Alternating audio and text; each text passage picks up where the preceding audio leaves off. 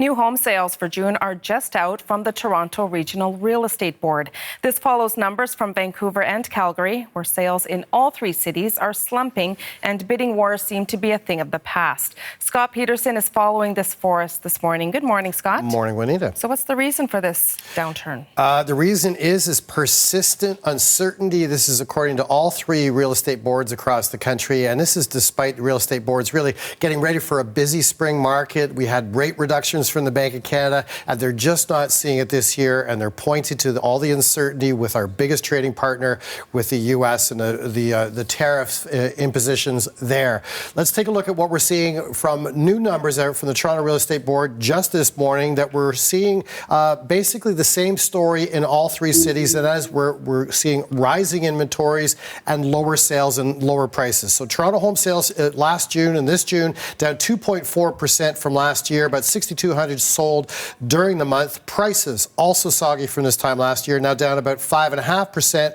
Average price now just over $1.1 million for all types of homes in Toronto.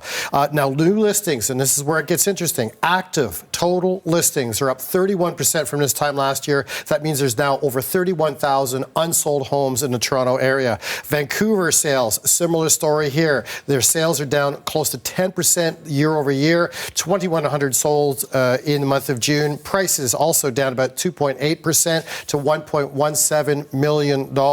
New listings are up. Active listings in particular up 24% from last year. Over 17,000 unsold homes now are up for sale. Calgary home sales, a similar story, down a whopping 18%, 2,200 sales in the month of June. Prices down 3.6% to $586,000. And again, new listings up, total listings up 83% to 6,900 homes listed for sale. So really the signs here are clear for all three markets. And it is soggy sales. It's a buyer's market. We're not seeing the bidding wars that we saw in the past. We're seeing sales being soggy and also new listings piling up for people wanting to sell their homes are unable to sell their homes in this environment. What a change of events. It sure is in the last year.